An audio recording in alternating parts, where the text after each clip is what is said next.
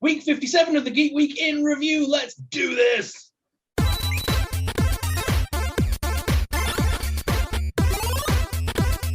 The Geek Week in Review.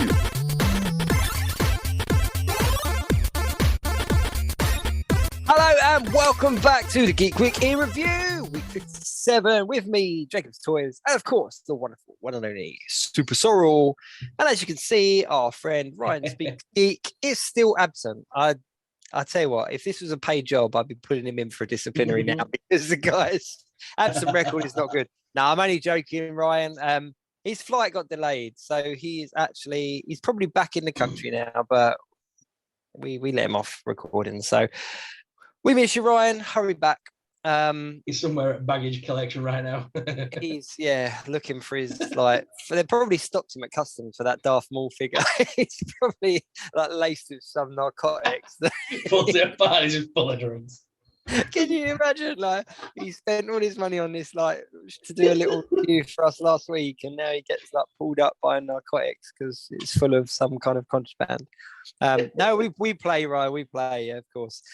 If you're enjoying the show, then please do check out the website geekweekinreview.co.uk, and it's got all our socials on it for the show and for each of the hosts. So do go over there and give us a listen. Or a follow. That's the word I'm looking for. It's been a busy week. It has been a busy week. We are a week away from San Diego Comic Con now. 1 week away. Yeah. Things are starting to leak out now. We had the Funko releases have been announced now. Yep. So we know what Funko's coming. We're getting that lovely Star Wars flocked Kirsten, which looked amazing. Still can't say that guy's name. But yeah, Kirsten. That's it. That one. And of course, Sorry. And of course, Hasbro Marvel as well. We saw the long-awaited, much-anticipated 3-pack, the Spidey 1, 2, and 3. I tell you what, let's talk leaks and figures first. Let's get into that, and then we'll go on. Just so that you guys know, we're going to go on. We're going to talk about Miss Marvel because we saw the season finale. We're going to talk about the boys as well because we saw the season finale for that. And we'll talk a little bit about the new Netflix TV show Resident Evil. And give you our thoughts and feelings on that. But let's talk figures. So actual releases. You picked up something cool this week, didn't you? If you're following SuperSorrell's socials, that sounds like a. Hang on, I'll get it. It's just behind me on my shelf. SuperSorrell socials. That sounds like a magazine article. Did everyone see my BB1, by the way? Yeah. I was wondering where that was going to come out. The thing I was referring to was obviously the official release. What's this little guy? Oh no! I've just popped one of the things off. But yeah, it's the. That's cool. That is cool. I've pulled one of the things up, but yeah, it's got the little things at the back, the little wings, so you can pop them in and out. And it's a great little thing. The legs don't come off this one though, which is a shame. I wanted to hold it in my hand, but got the little legs on it. Yeah, that is cool though. You like your droids, so it makes sense. You have to have a So this one is the middle ground one. So the one that's coming to Disney Store is a plush that's got electronic pieces to it. It's a bit weird. Then we got this one, which is $54.99, not cheap. Then there's the fully animatronic one that's coming out at Christmas, about November time. And that's going to be $89.99. Oh, so not that much more than what that one is, really. No, but the other one does a lot more. It's more same as the other droids I've got. It acts on its own. You don't need to mess with it. This one I need to push the button to make it talk and do things. Okay. The other ones pretty much will. If you turn it to on mode, it's like a play mode they call it. So it will just make noise on its own. Its wings will flap up and down. It'll rock from side to side. It's like the droid is alive, basically. That's cool. That is cool. Similar to the Grogu's, I suppose, because they did a handful of different versions of him, didn't they? Like the different tiers. Did you see the new one that got announced this week? Maybe. Remind me. So we had the one that came out last year was Galactic Snacking Grogu. That's it, with a bowl and stuff, didn't he? Now we've got Raiden Grogu. What? which comes in his it comes in the cot, the sky cot thing. Oh right, yeah. So it's the same sort of animatronic that's going to come inside a big cot thing, and it basically will do the same thing that Galactic Snacking Grogu will do, but it will also have like a few more animations and voices basically. So it's an upgrade from the last one. Oh, okay. That's pretty cool. That's why I realized that's why they're selling them off dirt cheap. Galactic Snacking Grogu has gone down to $22.99 at like Game Store, Entertainer, Smiths. They're all trying to sell that Galactic Snacking Grogu off the shelves. It's clearly because this new one's coming out in November. You know what? That's quite good news for me because my son loves Mandalorian, loves Grogu, and he's wanted one. So I'm going to go and pick one up. But more to the point, I wanted to get one to go with my Mando like helmet. So I might have to pick that one up. Let me offer a better piece of advice though. Whilst the Galactic Snacking Grogu was good, and I think this riding one will be brilliant, this is the one that I definitely would recommend more. This one is movable. So this one has a little controller in there, and it's basically a remote control Grogu. Oh wow! He doesn't do the cute eyes closed, ears flappy thing, but he's on wheels, so he can follow you, and the wheels are like off centered, so he waddles when he walks. That's amazing. And basically, you can set it to glide mode. So when Luke's walking and he goes like that, and then Grogu sort of like swishes along. Yeah. You can set it to that mode, so it follows you, and you push the button, and suddenly Grogu goes woo! It just appears at the side of him and stops dead. So I thought that was good. And then he's got his little waddle mode where he sort of walks. That is cool. And his ears flop up and down, his head rotates side to side. It's a great animatronic, and that's only $34.99 at Zavvi right now. Oh right. Oh well, there you go. Yeah, that's pretty cool one. It's a good toy, that one. Tell us about your BD1. Where did that come from? So BD1 is a 3D printed droid. We got this off of Etsy. I'm turning around to grab it. There we go. It's taken me a week to glue together. But it doesn't. I've had to kind of add a few screws and stuff to make it more stable because the 3D kit was based upon the game. So like his head moved, you could move his legs, you could make him bob up and down. But in a real world situation, that wasn't working with the glue and stuff, and it was falling down and collapsing. So I've added a few screws and things to make him a bit more sturdy. But cool. Yeah, it's going to be black and silver to match my other droids because all my droids are like black and silver that I use on my channel. So he's going to match their color schemes, and yeah, got a BD1. I'm going to shove some LEDs in the front so we can light up and glow and stuff. That's really cool. That is cool. I'm surprised they haven't done like an official. But it's a real missed market because he's like so popular as well. Yeah, he's a real fan favorite, and especially like I remember when the Cal Kestis figure came out and it came with the little BD1, and that was what people were kind of going mad for, the fact that you had like a little BD1 droid. Yep. And you could put it on his shoulder, couldn't you? You could kind of clip it in poncho and it would sit on his shoulder and stuff. So I'm surprised they haven't done one, especially with all the even like with the Lolas. Look how many of them they've kind of pumped out. I bet you any money with the new game, I bet you Disney Store will release one or Hasbro will release one, like a proper one. Like a Lola, because the Lola sold really well at Smith's. Every Smith's got 3 apparently, and they've sold out everywhere. As far as I'm aware, they've sold out. I managed to get mine from Sheffield, and there was only 2 left. Okay. So, speaking of Star Wars and selling out and stuff, we saw the end of their HasLab project as well, didn't we? For the I wondered what you were going to say there. Speaking of Star Wars and selling out, but no, we saw the end of the Reva. Oh yeah, that was bad. Yeah. So it finished on 1,048 backers, and they needed 4,000, 5,000, and the thing is, when they announced it, it got 1,048 backers. That was the problem. It didn't gain a single backer between the announcement and the end of the thing. It didn't gain a single one. I didn't watch it close enough to see that, but that's really... It basically just... It would fluctuate, and some people would drop, then some people would drop off, some people would have to... It stayed on that same little number the whole way through. It didn't ever really get any higher. And we were talking, weren't we, in the week, because, I don't know, it's...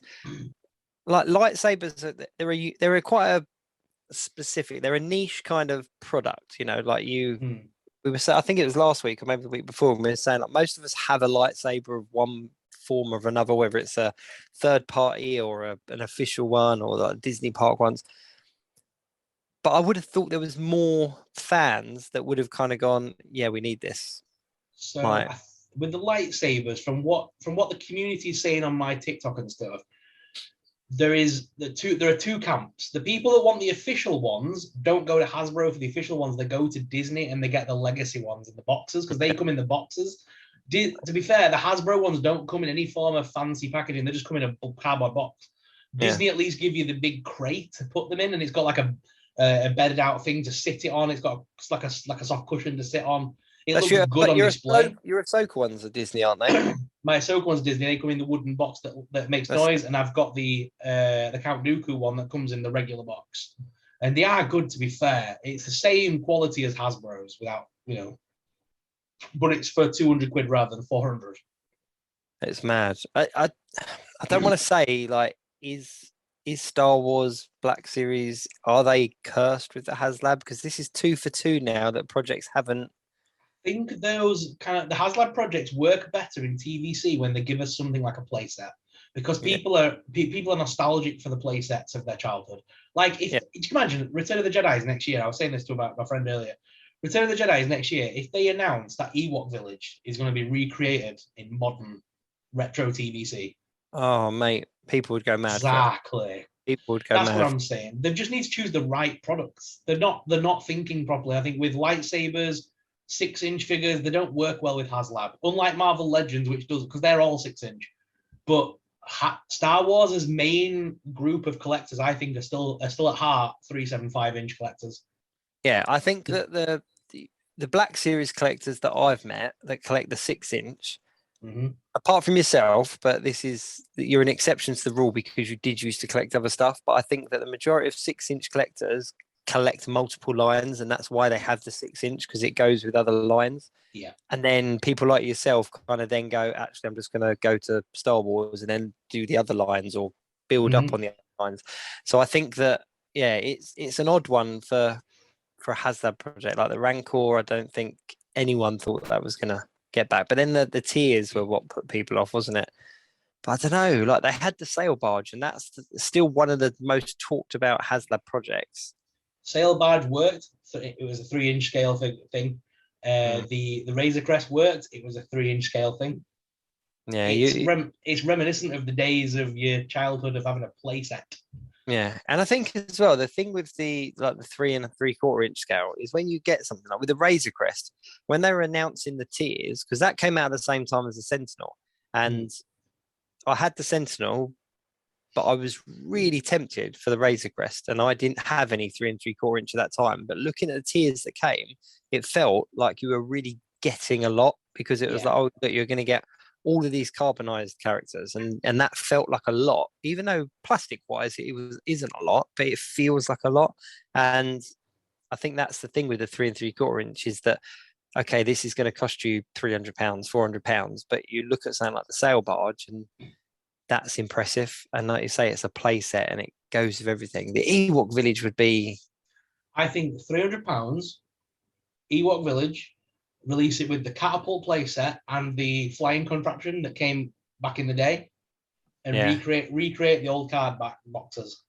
If they release that as a set, and then if obviously you could have the flying contraption as the first tier, second tier could be Wicket, third tier could be the catapult. People would eat that up because it's 80s nostalgia. But you could even go for the what are the walkers called? Not the the ATST or AT-80. But you could even have like one of those, like the cockpit of one of those, like damaged or something. Like, you know what I mean? There's so much potential with that film. Do you remember the Death Star playset from the 70s? The one that was mainly cardboard? Yes. Yeah. Imagine if they re-released that. Do you think people go for cardboard? Do you reckon they'd go for a cardboard one? People ate up the Emperor, and it was predominantly cardboard with it was just a cardboard box with the Emperor in it, but it had his throne in plastic and the cardboard diorama. It worked. It's a box, but it worked. They're trying to recreate that at the minute with the San Diego Comic-Con release for the Rescue Pack. They're trying to recreate that. Yeah. Well, so time will tell if that works. But I think if you release the Death Star with multiple layers, just a big cardboard dome, Come on. That would That'd be look amazing. awesome. That would be really, really amazing. Right, so that was Star Wars. There wasn't anything else Star Wars was there? There wasn't any real No, leak. that was mainly it, basically. I'll tell you what, leak-wise, they've really kept it close. I saw my first leak today, and it was for Marvel Select. And it was the Better Ray Bill Marvel Select figure. And I was like, oh, it's actually a leak. All right. But speaking of Marvel, let's talk about the free pack. Let's talk about the much highly, highly anticipated Spider-Man No Way Home 3 Peters 3-pack. I'm gonna sneeze. I was like, I was muting myself so I could feel it coming. No, we're good. We're good.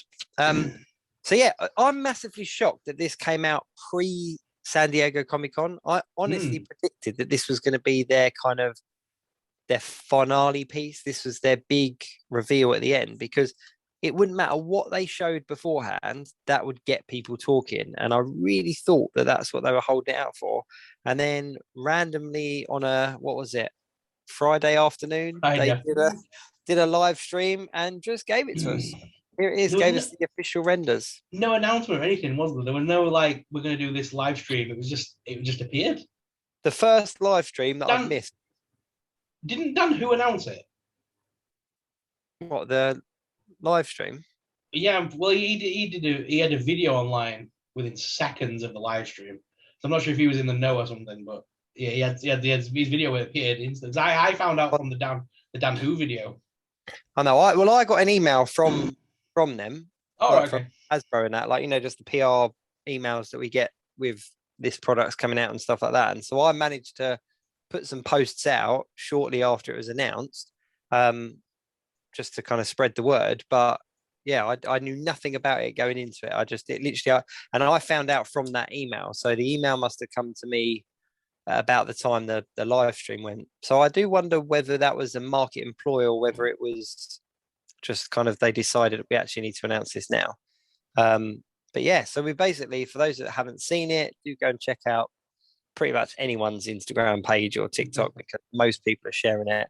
But they are giving us a 3-pack that includes Tom Holland Spider-Man in that final form from No Way Home, Tobey Maguire Spider-Man from No Way Home, and also Andrew Garfield Spider-Man again from No Way Home. Each figure comes with 2 additional sets of hands and a web line, and that's it. No unmasked heads. And the retail value on this in the UK is $99.99, and in the US, I believe before tax, it's about $89.99, because then it evens it up. I think it's around that mark. But I do know that the UK price is $99.99, because that was on the press release. But £100 for 3 figures. Now, if you actually go and watch the live stream that they did, the detailing on these new figures is really nice. Like there's no denying that. They definitely put the work in. The Tom Holland one, we've seen the integrated suit, because they already gave that to us around the time of No Way Home coming out. However, with this one, they've retooled a few things, they've repainted a few things, they've filled in the web lines and stuff. And it is a much nicer looking figure. There's no denying it. It's definitely an upgrade. With Tobey Maguire's one, his webs are raised, like the web on his suit are raised like it is in the film. So that again is a really nice touch. And Andrew Garfield's one, from what I can tell, is reminiscent of his Amazing Spider-Man 2 suit, because there was 2 very different suits. So it's closer to his Amazing Spider-Man 2 suit, which naturally is the one that he wore in No Way Home. But yeah, they're only official renders, so there is the possibility that things could change. But the internet has been really divided. Like, some people are really praising them and sort of saying how amazing it is. Other people are saying the opposite. One of the biggest things I think that's a criticism is they've made it a Pulse exclusive. So it is a Hasbro Pulse exclusive, this set. So the pre-order window is open an hour, I believe, early for the premium members of Pulse. And for anyone that doesn't know, you can essentially pay a yearly one-off fee, and it makes you a premium member, so you get free postage and all that kind of stuff. and then they opened it to the general public after that. But there are a lot of people in countries such as India and Canada and places that don't have Pulse that are really kicking off because it almost doubles the price of the box set because of having to get it from retailers and then pay import charges. And I don't know. I think for a set that's that popular, making it a Pulse exclusive, it's a double-edged thing, really, because part of me is saying when something's an exclusive, there should be an exclusivity to it. So by making it a Pulse exclusive, it is making the set more exclusive. But then at the same token, do you want to take something that every collector is going to want, every Marvel Legends collector is going to want, and make that the exclusive? You know, it's a bit of a dick move, like to some of those fans in other countries. I often think the exclusives, and this goes for all exclusives, should be a variant of a figure that's already available. So if you get it, it's a bonus, but it shouldn't. Not being able to get the exclusive should not take away a figure from your collection. So, like, in my opinion, if this box set came out at mass retail and then they released a set of the exclusive ones for Hasbro, which had the unmasked heads in it, yes, that's a different story. Because then I'm going to go for the Hasbro one because I'm going to get the unmasked heads. But it's not taken away from collectors that can still get these new Spider-Man figures, but just without the unmasked heads. That's all right, in my opinion. It's when you start saying you can only get these from Hasbro and they're not going to come to mass retail. That gets iffy. I totally agree with that, and I think as well, I think that would make the exclusive, or at least the Pulse exclusive element of things, that little bit more special. Like, so like when they released the Doctor Doom on the card back, and then they released the white Doctor Doom. That white Doctor Doom could have been a GameStop exclusive, and it wouldn't have taken away from anyone's collection. You either want the white Doctor Doom or you don't want the white Doctor Doom. You can still have the green one at mass retail, but like an exclusive variant of color version of it could be different, like the Red Hulk versus Grey Hulk versus Green Hulk. You could have made Red Hulk and Grey Hulk exclusives, but left Green Hulk as regular. You know what I'm saying? It should be like color variants things could be like the exclusives, I think. Yeah, that would work. That would definitely work. The other thing that people are kicking off about as well is that they're saying that, you know, it's a high price for what it is, and Hasbro are obviously going to do re-releases. You know, a lot of people have said that, you know, us included, that they're not gonna make these figures and then not reuse the mold at some point. So the chances are we're going to see them as single card releases. But I would like to think that they're going to be slightly different, so that this one does become an exclusive more so. Hope so. But yeah, I don't know. I mean, they've already got the Tom Holland unmasked head. Like, there's not a lot that they have to do different for that. Like, they've got some really good Tom Holland unmasked heads. It's just, I don't know, I guess it's a shame. But then I've never had an unmasked Andrew Garfield head. Like, it's, you know, we got that weird janky one that came with the Amazing Spider-Man 2 and the Electro, but that didn't come with an unmasked head. So I think it's a novelty as well, the unmasked heads. Like, yes, I would have liked them, but it's not going to define if I buy something or not. If a figure comes with one, it's good. But I think it's for me personally, because the unmasked versions of those characters were so iconic to the film. There were so many scenes where they were stood around without the masks on, and it makes that almost iconic to have all three Spider-Men together, unmasked. Yeah, you know, together, if that makes sense. Because that was part of everyone loved that last 10 minutes of the film where they were basically just talking on the scaffolding. I would have watched a whole movie of that, just them comparing all the stupid stuff. Like what, the wet fluid comes out of your hands? Like that, all them stupid jokes. That was like the iconic part of the film. So to not have the unmasked heads in that box set just feels very. Yeah, no, I completely agree. And I do feel sorry for them in a way, because they've added. They're all pinless. All of the figures are pinless. They all look really nice. The SH Fig Arts had announced theirs a couple of days before. And some people are saying that they're more superior, and other people are saying they're not anywhere near as good. Me personally, I prefer Hasbro products to SH Fig Arts, but each to their own. So I think that there's the Hasbro ones are more superior. And one of the biggest complaints people have about Spider-Man is that you get the fist hands, you get the thwip hands, but you don't get the wall crawling hands with all of them. And they've given us wall crawling hands for every single one of these figures. So they've done that. they're retooling stuff, they're not reusing stuff, they're new molds, etc. But for me, there was one thing missing from that box set that would have been so easy to do and would have been a massive selling point, and that's to give them all pointing fingers so that people could set them up, and doing the.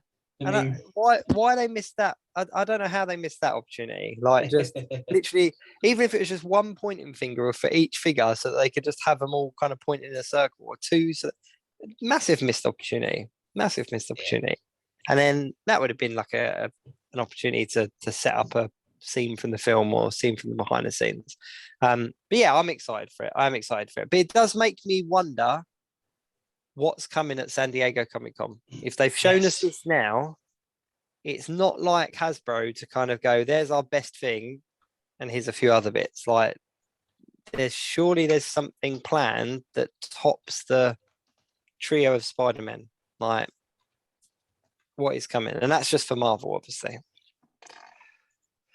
So, speaking of like San Diego and stuff like that, we did get the announcements of what to expect at San Diego Comic-Con from Hasbro. We did get the press release. Did you see that? Yes, I did. Remind me what's on it though, because I can't remember off the top of my head. So basically, all the different groups. So we're gonna Power Rangers aren't there, which is weird.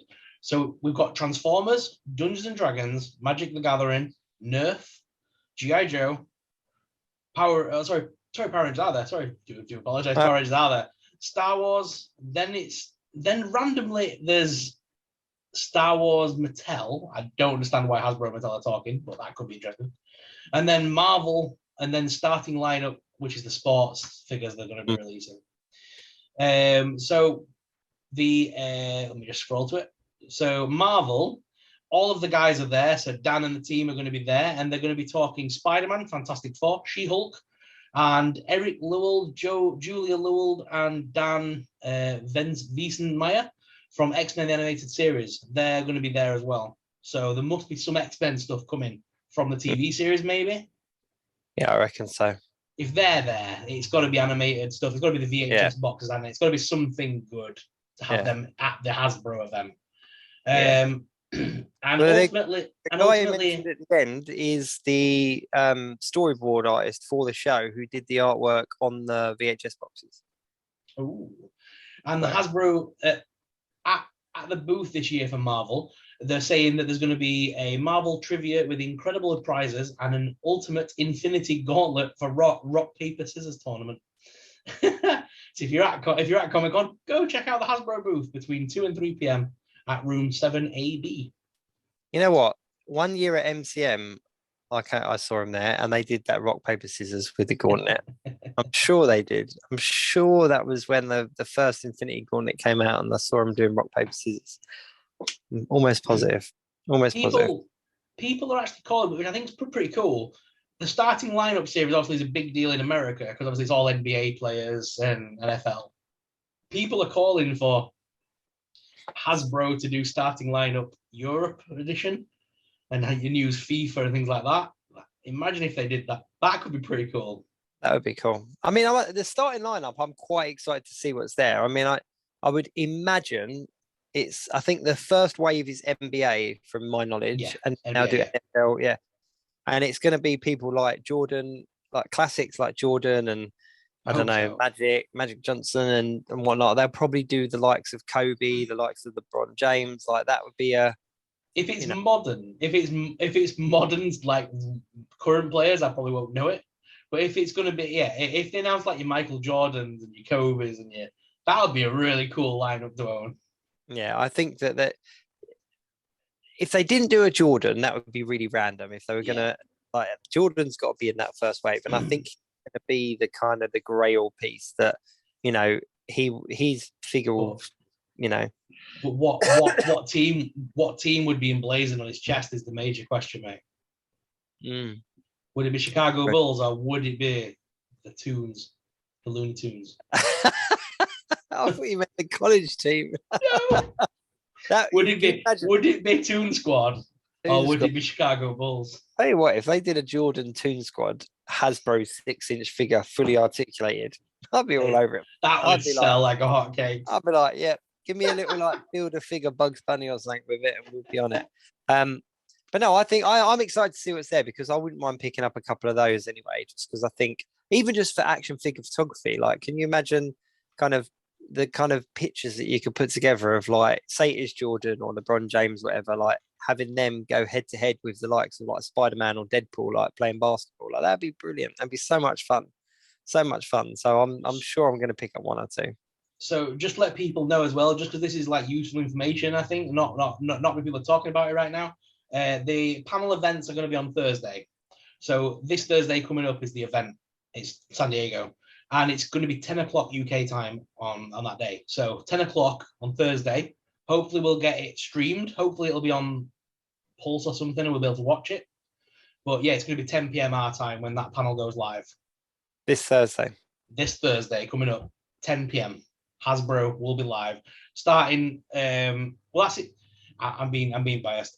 Obviously, we're looking at Marvel Star Wars, so it will be earlier than that. It will be about, if you're looking for the very beginning, 1 p.m. their time, San Diego. So it'll be 9 p.m. UK time will be when the official panel starts, and they start with Magic the Gathering, moving to Transformers, Dungeons and Dragons, Power Rangers, Nerf, G.I. Joe, Star Wars, Marvel. Marvel is the main, and then the starting lineup's the big one. That's like the headline one, isn't it? Yeah. The new line. Can you imagine if they did Dungeons and Dragons and went down the route of action figures? Bandai have got the. If you're thinking Eddie, Bandai have got the rights. Sadly, I don't know, not necessarily an Eddie figure, but I just mean like the characters, like the actual villains and stuff. Oh, mate, I'd be all over that in a heartbeat.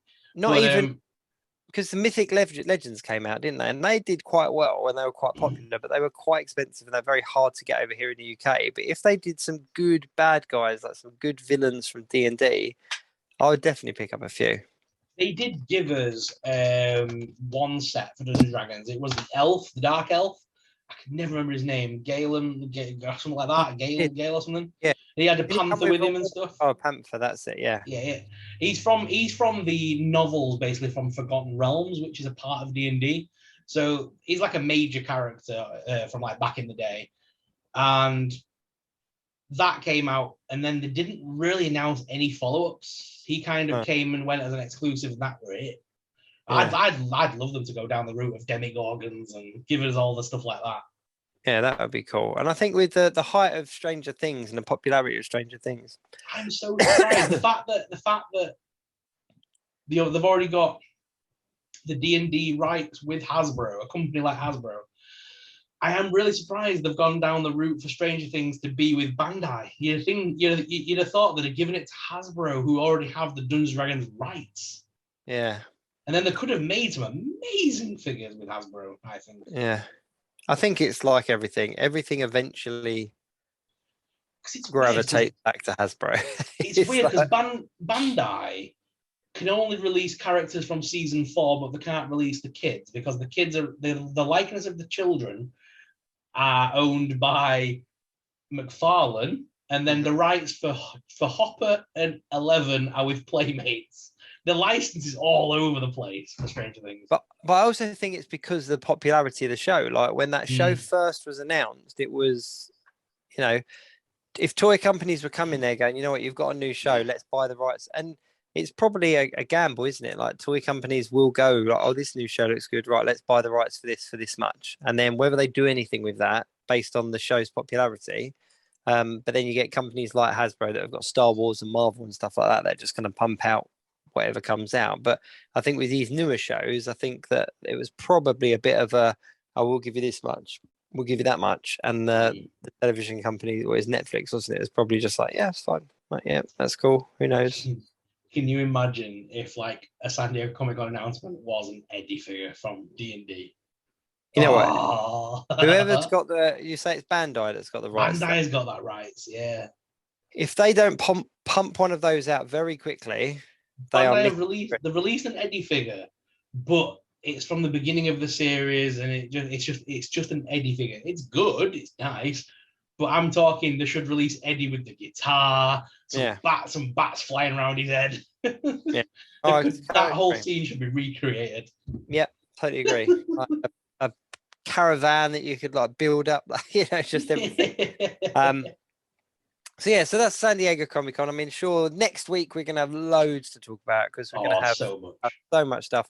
I'm really interested to see what that Star Wars Mattel crossover is. That's weird. So yeah, so Mattel and Hasbro aren't friends. So No. that's an interesting announcement. There's something going on. Whether it's a break in Hasbro's thing and Mattel are just after them and then Hasbro come back on, I don't know. But that is the listings on San Diego website. It's all Hasbro, then Mattel, then Hasbro again. Mattel don't have any Star Wars license, do they? They don't have the license. They do. They have the licenses for the ships. So whether they're going to release a new diecast series to try and rival Hot Wheels, because like obviously Hasbro, is it Hasbro that do Hot Wheels? And yes, So I'm not sure who does Hot Wheels, but yeah, Hot Wheels have the rights for the ship. But I know also Mattel have the rights for the ships, and Mattel have the rights to the dolls. Mattel released the doll, the Destiny ones for the girls. Yes, yeah. They released that toy line, so they do have some licensing for Star Wars. So it'll be interesting to see what they come out with. That's really interesting. What potential products could be especially with the controversy that's going on right now of everyone sort of saying, right, I'm done with Black Series. I'm out the Hasbro game. Yeah. Ooh, what could Mattel do that makes all collectors go, ooh? Yeah, it's got to be something big. It's got to be something big. I'm excited for that one. But I think personally, I'll probably just watch Star Wars and the Marvel. Oh, yeah. I probably might watch the D&D one, but... Yeah, if I can get on, I'll watch the D&D one. But I'll quite happily just pick the D&D one up afterwards if I can't get on. Yeah. And I want to see the starting lineup, but that comes after Marvel anyway. So, but it makes me a little bit nostalgic because this time last year we were doing Hasbro PulseCon, and it makes me sad that there's not even a sniff at something this year. We were getting ready to be on camera. Yeah, it was, wasn't it? It was kind of like right, that's it. It's this. But yeah, so hey, who knows? Okay, cool. I suppose my little bit of news that I've got is I'm finally getting a couple of those legacy figures from Black Panther. I wasn't going to, but I'm getting a few of them, and I'll look at them on my channel and stuff. Is that because you're getting a box from Hasbro then? Possibly. Could I? And what was it possibly sent on Friday? And could I possibly be getting the same box? Oh really? Are you really? Amazing. I got the email on Thursday saying would I like the Black Panther set sending through from Smith's basically. I don't know what's in the box, but it's all the Smith's exclusive stuff. As far as I'm aware. I do know what's in the box, or I know what's in my box. If you've got one that I need, we might have to talk and have a little bit of trade off. But no, well, I'm glad that you've got them as well because it's a line that I felt a bit weird about because I was kind of like, you know what, I've got the originals and they only came out in 2019, pouring into 2020 a little bit, but they were good figures at the time, and M'Baku was the builder figure and all the rest of it. So I never got M'Baku and I never got Shuri. So if they're included in my box, I'll be more than happy to have them. That would complete my line. And I'm not sure if she's in it, but I always forget her name. The bald lady. I can never pronounce it, but no, she's not in the legacy line. That's what people. Yeah. But she was also a builder figure. So there was two builder figures. There was her and there was M'Baku. But she's not even in the legacy line. So the legacy line is made up of Nakia, I think that's how you pronounce it. Yeah. Shuri, M'Baku, Killmonger, and both Civil War and Black Panther versions of Black Panther, and that's the 6 figures. Okay. I think you might be happy with what's in it. They've not included his vibranium version, the purple version. Yes, yeah. So that's cool. That's a good figure. That's the Black Panther one, and then the Civil War one looks slightly different because remember in the film she goes, "Oh, that's your old suit, and this is your new suit," and they're the 2 Black Panther figures. But I did look at them in Smith's. I don't know if you've looked at them up close. Chance. I went in when they first launched, and I went in and I had a look. Ironically, I was just going there that day, and it was the day they hit the shelves. But they are much better. Like they really are, and that's why I was on the fence. So I was like, I'm looking at these, and they are much better than the versions I've got. And it's just little things like one of the Black Panthers, the masked head, you can see his eyes because like the eyelids have gone up in the so- helmet. You can see his eyes, which is a really nice touch. And then it's just the purples, like there's purple in the eyes, and the face sculpts are better and stuff. So yeah, I was really on the fence. So I'm really pleased that Hasbro sending a bunch out because they are definitely something that I wanted to have a look at. So I'm excited for that. I am excited for that. So watch everyone's channels next week because Black Panther is going to be everywhere. Right, let's move on. Let's talk telly. Let's talk television. Stick with Marvel. Talk about Miss Marvel. That's right. I'm loving that. Let's talk television. Yeah, musical interlude. That's the new musical interlude for every week. Musical interlude. Miss Marvel episode 6 was it? And it was the final episode. I thought it was amazing. I really did. I absolutely loved it. That's my kind of official synopsis. It was brilliant. Loved it. But no, I really did enjoy it, and I loved the way that the kind of story went. Like it closed. It, you know, yes, there was the after credits kind of tease, but it was a complete story within itself. I think everyone that was saying about her powers being different definitely got answered in that final episode where she grew and made herself bigger, and all those stuff that she did in the final episode kind of brought her powers into full comic mode, didn't it? Really. And her powers, in all fairness, one of the powers that she's used the most is the giant fists. Like she has been using that, and there's nothing to say that the cosmic power like makes you have big fists, but that's what she's choosing to do, and I quite like that she's got the ability to do quite a lot, but she's choosing to make them look the way that they are. So she's kind of making herself comic book accurate on purpose, you know. Yeah, but obviously the main talking points were the two post credits, the two credit sort of scenes. Yes. They're the main kind of. Yeah, the actual episode in itself wasn't, you know, it wasn't mind-blowing, but it was nice. It rounded the story off. You saw that, you know, the other guy had powers. I loved the bit in the high school when they were kind of playing damage control at their own game and all the different jumpers and stuff like that. I thought that was really clever. It had a very Home Alone feel, didn't it? That bit where they were all like plotting what they were going to do with the dodgy balls and stuff. It felt very Home Alone. But I like the fact that they made the woman who's been hunting them down out to be the bad guy. Obviously, the guy in the office didn't want them to go down that route. It was her that took it to that level. So that kind of plays into that whole, because like when she went into the mosque and stuff in the earlier episode, she was quite disrespectful, and that whole thing is kind of come full circle. I was like, that isn't damage control. That's just her. She's just a horrible person. But I must admit that final bit where she was kind of there and she was protecting, I can't remember his name, but the guy who had the powers as well. Yeah. And then she tells them to fire and stuff, and all the crowd are getting really emotional. Like that had me quite choked. I was kind of like, wow, I didn't expect to feel emotional about the show, but I was like, actually, I'm feeling really sorry for this girl because you saw her parents there kind of helpless and her friends helpless, and then obviously she just grows massive and blows everything up. But yes, the two post-credit scenes. Let's work backwards because the last one we saw her kind of, it was a time hop, wasn't it? And it was like a week later or something like that, or 2 weeks later. And a bangle kind of goes off, and then she kind of warps into the cupboard, and out comes Captain Marvel in what looks to be like a new costume as well. And I was like, oh, that's cool. It didn't 100%. It looked almost CGI, didn't it? The whole thing, like it didn't look like Brie Larson was actually there. It looked very CGI oriented. But no, it's still good. But there was real explanation as to why that happened, was there? So it's kind of left us on a. Well, she can change. Obviously, if she can make her fist bigger, can she transform herself into anything she wants? Is that the idea? She can. No, I think it was a picture of Captain Marvel on the wall, and she warped into that and came out as Captain Marvel. So I mean, that's how I read it.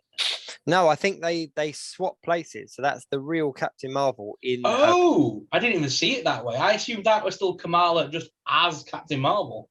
Yeah, my understanding is that they can do. What was Miss Marvel doing at that moment? Where's Kamala just transported to? Yeah, where's she gone? I didn't read it that way. Yeah, and I think that's how I interpreted it anyway. So I don't know. But I think the biggest pop was the maybe 2 or 3 bars of sound that we got, and the official use of the word mutation. When they were talking about Kamala's DNA and her makeup and stuff. Interesting. 3 little bars of And it kind of went into another song as well, didn't it? So yeah. it's like a blink and you miss it kind of thing. But yeah, I'm behind it. They made her a mutant as opposed to, I think she's an Inhuman in the comics. She's in the comics. She's an Inhuman. Yeah. Technically, the Inhumans are mutants, but they call themselves Inhumans. But to me, technically, I've always read them as mutants. To be fair, the idea of in the comic books, the idea of mutants was they have the X gene, and that most people have it, but some event has to happen to make that gene come out of you to like activate. So to be fair, Captain America could have had the gene, but it was the serum that activated the gene, technically. Yeah. Yeah. So I think that's how they're probably going to go about it for the MCU. It's a case of most people that have got superhuman powers are technically mutants, but not. Yeah. And that's how they're going to go about it. And if like I could imagine them saying the Fantastic Four already had the X gene, and then that event in space caused it to mutate. Yeah. I am. That would be an easy, quick way of them just to go, mutants exist. Here's how the X-Men got the powers. Some event made them have it. Initial thoughts when I first saw it was like, wow, they're going to bring Kamala Khan into it. She's going to be part of the X-Men. They've gone down this route. She's a massively likable character. Everyone's behind her. Everyone's going to love the X-Men. They're all going to accept it. But then the more that I thought about it, I was like, or is this just the first of many really subtle nods to mutants and mutations that we're going to see throughout the film? So we heard it here as well as the little bars of the music, but then we'll hear it in other shows, and maybe we'll hear it in She-Hulk, maybe we'll hear it in Armor Wars, or the other things that are coming, so that eventually when mutants are announced, we as an audience are so used to hearing them talk about mutants that it's just natural progression as to why they're there. That's kind of where I think they're going with it. I don't think she's necessarily going to have anything directly to do with the X-Men at this point. Oh no. But it's the first of a few subtle hints that we're going to get that mutants exist. Obviously, because of the Doctor Strange movie, we know they exist anyway because Charles Xavier's there. Oh yeah, Charles Xavier is now a thing. He's Charles in the Xavier, MCU. We had the Inhumans, Black Bolt. We had Reed Richards. So we, it does cover all. Our timeline just hasn't caught up to that yet. No, that's very true. They all exist in a parallel universe which is simulating our Earth. So we're just waiting for the timeline to catch up, basically. Yeah, no, that makes sense. There's a way to look at it. But yeah, I'd like there to be a second series. I'd be up for a second series, maybe. Maybe definitely set it up that way, haven't they? Because obviously they said that she will return in the Marvels, but they've definitely set it up that that guy disappeared underground. I can't imagine that he's going to be in the movie that much. It's more going to be to do with Miss Marvel, Kamala, Photon. I imagine it's going to be like an all-female cast movie kind of thing. I don't imagine he's going to have much to do. No, because he went under, and then we saw him overseas with the Red Daggers, didn't we? Yeah. They were kind of meeting up. So I think they're kind of just set up for something different. Yeah, that feels more of a season 2 connection, whereas her current timeline seems more of a movie connection. Yeah. Sorry, I've got like salt water in my nose from the seeds that I went. But but all in all, I thought it was brilliant, and I'm really pleased that something so different landed so well, because there was, I hate to kind of admit it, but in this day and age, there was a lot of opportunity for that series to absolutely be bombarded by hate and negativity and all the rest of it, but it was so good. So I think anyone that is a decent human being couldn't help but kind of go, even if it's not their thing, but yeah, it's it's done well sort of thing. So I'm really pleased that it's changed. And I think the biggest kind of, not sigh of relief, but the biggest kind of thing for me about something so different being so well received means that we're not just going to be met with so much of the same thing. You know, we're not gonna, you know, they're not going to kind of go, okay, well, let's just stick with the square blocks and the square hole because that's what the audience like, you know. And there was so much negativity around Falcon and the Winter Soldier, for example, where they tried to look at something from a different angle, and all the negativity came with it. It makes you kind of question what direction they're going to go in the future. Are they going to try to play it safe, etc.? So to see something that was so different, both visually and culturally and all sorts, but to be accepted and celebrated in the way that it has, makes me really excited for the next kind of stage of Marvel products and Marvel content. Because that's what the comics are about. The comics were always about the differences and the uniqueness of different people and the different cultures and the different backgrounds and different stories. And that was one thing I was always disappointed about the early phases of Marvel, the Marvel Studios films, is that it was all very safe. You know, it was all very like, yeah, we're all from the same place doing the same thing, and yeah, happy days. So yeah, it's exciting. It really is exciting. But I think she's brilliant. I think that, you know, the whole cast in that show were perfectly cast. And I really struggled to think of one of the cast members that I didn't like. That it were almost like it felt like they were almost all cast and told to just be themselves, because it felt like there was a little bit of themselves in every character. They all felt real. The characters felt real. Now, if I had to choose somebody I didn't like in that show, it would have been the bad guys, because I just thought that they were kind of there to serve a purpose and an end, means to an end, weren't they? She needed someone to fight, and they were the ones chosen, sadly. And that's why I would pick them as the ones I didn't like, because I couldn't relate to them, and there was so much kind of enjoyment in the rest of it. But either way, that is Miss Marvel done. So we have no more Marvel television offerings on our screen until next month when She-Hulk comes out, till August. Also saw The Boys. You binged watched The Boys, didn't you? So you just fast forwarded all the way through it. So yeah, I binge watched 4 seasons in about 2 weeks. That's amazing. That is commitment. That really is commitment. I really enjoyed it though. I was kind of like, I was enjoying the sort of like symbolism to the comics, and like there's certainly elements of Civil War going on right now with the whole that their version of Captain America, isn't it? Yeah, that felt very Civil War-esque to me. Yeah, it was. I don't know. I'm useless with names. It's the names of guys I can never remember. Something boy. Soldier Boy. Soldier Boy. Yeah, for a second there, I was like, Captain Boy? No, it's Soldier Boy. Yeah, I don't know. As a finale, it was exciting, but there wasn't. I loved the scene where they were trying to get him, and I think actually it was last week, wasn't it, where they blew up the Vault Studio and stuff like that. That was last week. That wasn't the finale. I like the one before, like you said. The one where the Orb was basically fighting Homelander, and obviously then Butcher came in and his eyes went yellow and he fired him at him and stuff. Then his son joined in, and that was a very cool fight scene.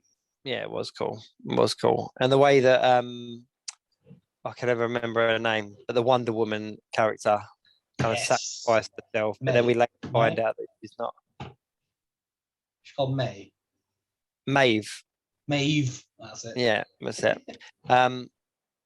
My only criticism with it, this particular series, is I feel that they played too much on the Deep's joke, like about him having sex with fish. That was too much.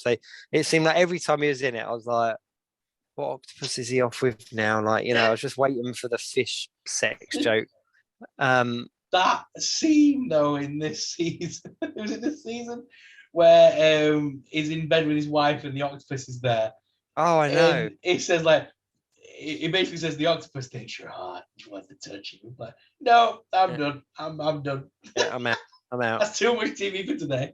It was like, I was like, nah, this is it. It's the one show where I've got to really be careful of the volume I listen to it on, because if you don't know what you're watching, it sounds really dodgy.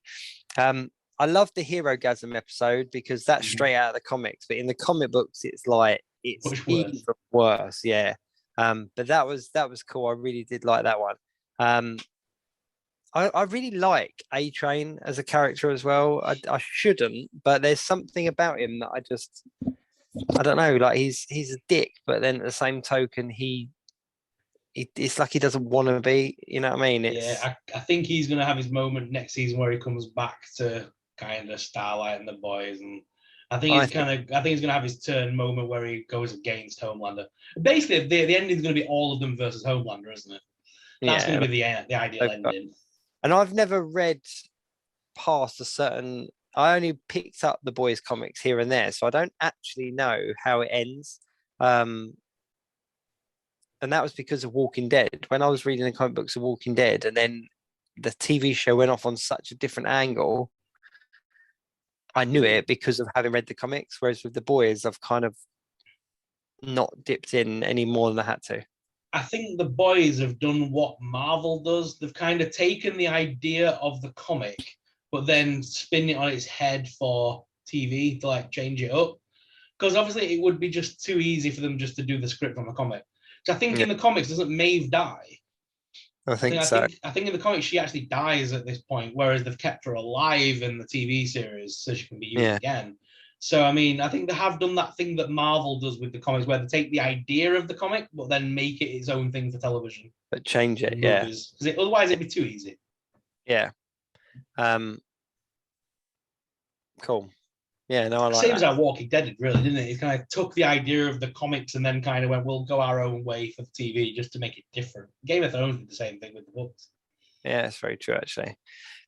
Speaking of taking something and going your own way with it, let's kind of round up this episode with the newest bit of television that we've had, and that was Netflix's very own Resident Evil. Yeah, now, I was really excited about this when I was kind of like, Netflix, who's got the success of shows like Stranger Things. You know, they've done some really good Netflix TV shows. Resident Evil, a huge franchise that has spanned a couple of decades now, that has always missed the mark with films and television because they've never been quite right, apart from the recent film that kind of went more specific. It tried to be, but it still didn't hit the mark, did it? Still didn't do it. But at least they tried. Let's give them the at least they tried. You know, the original films are just like, nah, sorry, we got the name. Let's just do what we want. I was really hoping this series was going to open on Jill Valentine and that going into a mansion, dog zombies, and I was hoping for that kind of first part of the game to be the first episode. Yeah. And then to be greeted with this whole new Raccoon City of 2023 and like, what is going on here? This is just weird. And I've only watched the first 2 episodes. I'm kind of just started the third.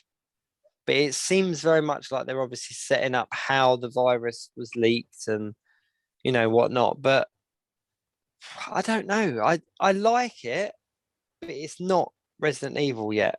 It's a zombie film that has been given the name Resident Evil. Yeah. And I think the shame of it is it feels like anything that they create about Resident Evil, as long as they plaster the Umbrella Corporation all over it, it's Resident Evil.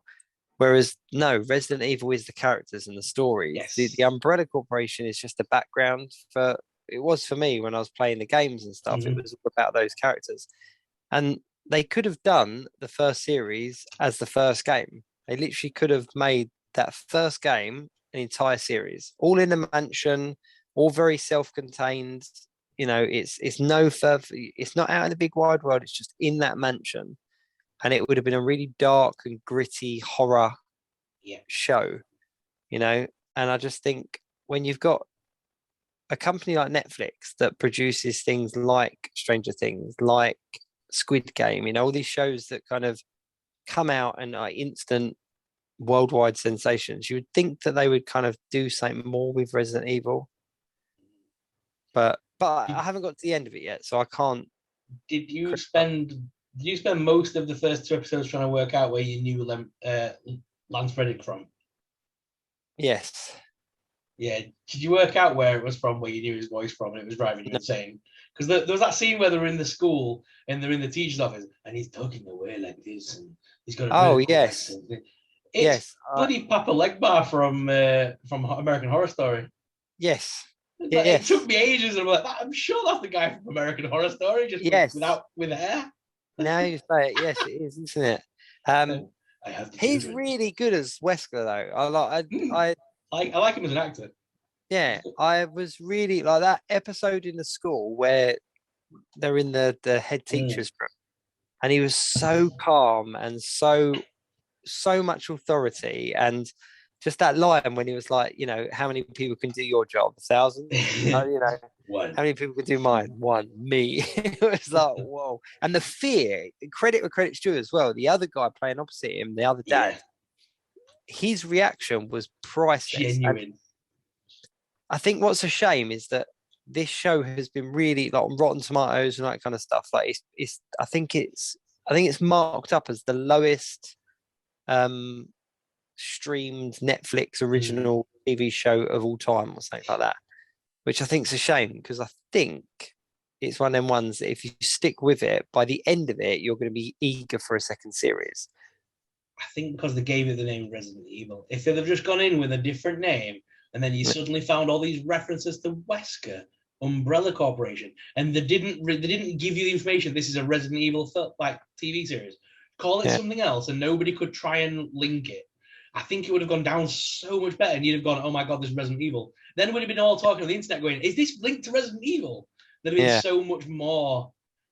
I think that would have been more golden just to do that. And even if this is setting up like a potential kind of prequel or something, can you imagine if they played it really subtle, like you said, got all the way to the end so that the virus is released and stuff like that, and then that second series is announced or teased or whatever, and it's Jill Valentine in the mansion, and like that's it. You just saw Jill and Leon loading the weapons, stood outside of a gate of a big mansion.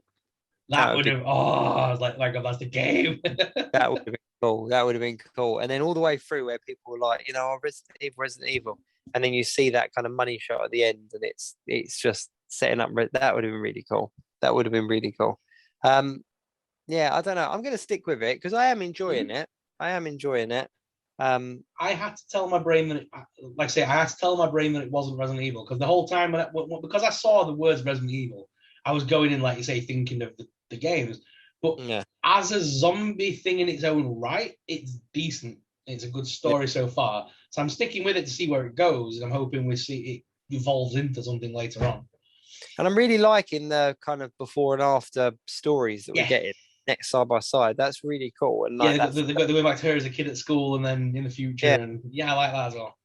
Even to the extent where the first episode ends and says like, "Oh, your sister's looking for you," but as far as we can tell from the prequel, like the earlier stage, she's done for. You know what I mean? Or she's, so it's really interesting. And the giant caterpillar, like, what the heck was that? Like that was. As soon as that came out, I was like, I do not remember what game this was from. Like, I cannot remember giant caterpillar. Like the bit with the blood and the rabbits and that, and the zombies. I thought that was brilliant. Like them chasing her down, and I'm not quite sure what the red dust was for. Like the flames I got, but I don't understand why then she painted them all like that. That didn't make any sense. It looked nice visually, but I didn't get it. But yeah, I don't know. I'll stick with it. I'll stick with it and see where it goes because it's, like you say, it's a good zombie film. But there's quite a lot popping up on Netflix and Prime and stuff like that. Like I started watching Birds of Prey the other day. That's on Amazon Prime now, and I totally missed it when it came out. I wasn't overly interested in it when it came out. It's a good film. Yeah, I'm enjoying it. I'm enjoying it.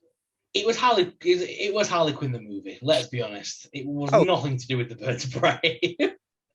They're in it, but for a minuscule of a second. I'm literally about 2/3 of the way through it, and I'm like, right, where's the Birds of Prey bit? Like, it's like, but I did not know it was Ewan McGregor playing Black Mask. I did not know that. That was a massive, unexpected pleasure sort of thing. I was like, what? Why is Obi-Wan Kenobi like the bad guy? Like, It's like, especially watching this now after seeing him in Obi-Wan in Kenobi, I was like, this is incredible. This is brilliant. Yeah, but there does seem to be a lot of TV coming out at the moment. So yeah, a bit of sport for choice, really. Well, yeah, we're gonna be by the end of the year, because I mean it's not long until obviously it's August when we're gonna get the House of Dragon, the Game of Thrones prequel. Yeah. Then like a few months later we get Lord of the Rings, the Ring of Power. Yeah, There's that's coming. so much stuff coming out. There's so many good series about to appear. And I think when like Disney Plus was first kind of announced, and I suppose I talked specifically about Marvel, but they were talking about there being Marvel television shows. People were really complaining and kind of going, no, we want movies. We don't want a WandaVision TV show. We want a WandaVision movie and stuff. But then when you do break it down and how they've got kind of 2 or 3 times the amount of time to tell a story, and it is all big budget, this is by far the best way of doing it. I think we're going to see a decline in the big budget movies because, now look at it. We've got Game of Thrones. That's always been a TV show, but we've now got Lord of the Rings stepping into that realm and kind of going, you know what, instead of releasing a really long film that everyone talks about how long it is, we'll release a series that is nice and long. So, and let's be honest, without the TV stuff, would Star Wars still be going? Let's be honest. The sequel trilogy didn't go down that well as we would have liked. A lot of people did hate on it. Yeah. Without the TV stuff, we might not have got the stuff we've got now. Like we're getting the Ahsoka TV series. Basically, Rebel season 5 is coming. We wouldn't have got that without the TV stuff. No, and I think it's interesting Star Wars as well because, excuse me, the Star Wars films are very much kind of the Skywalker saga, aren't they? They follow the Skywalker family.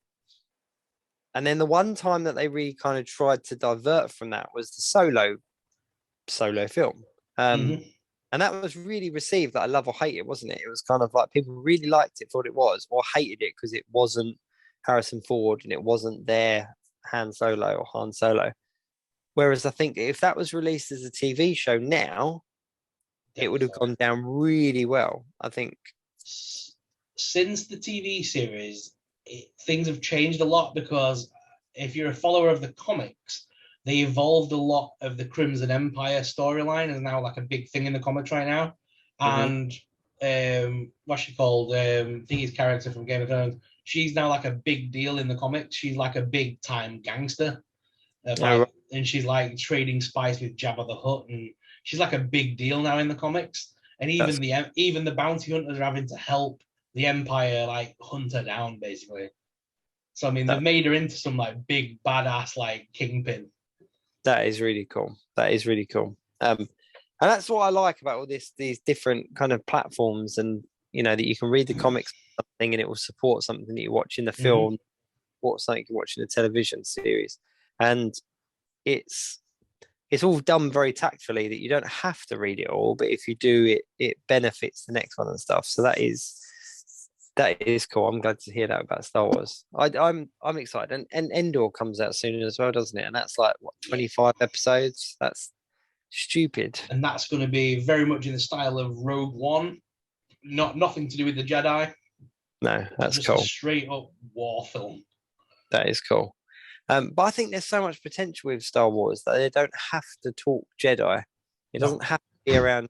There's so many good stories. We've said this before, haven't we? That there's so much content that you could potentially make.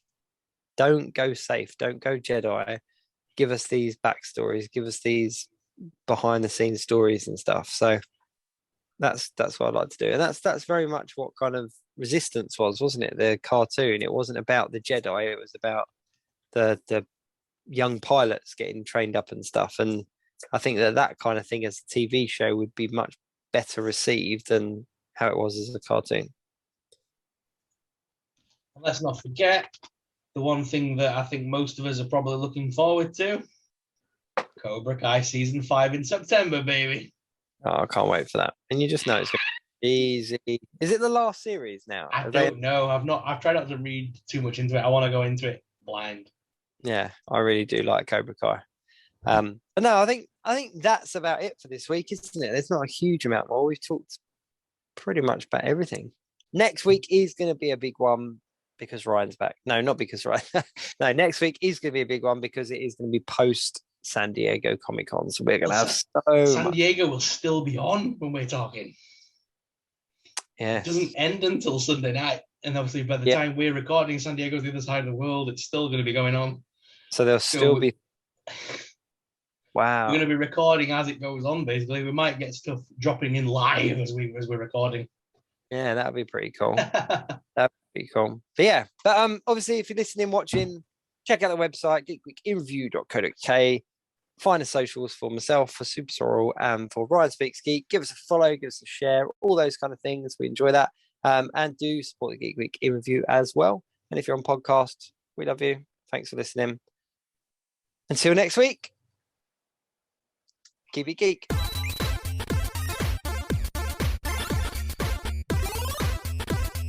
The Geek Week in Review.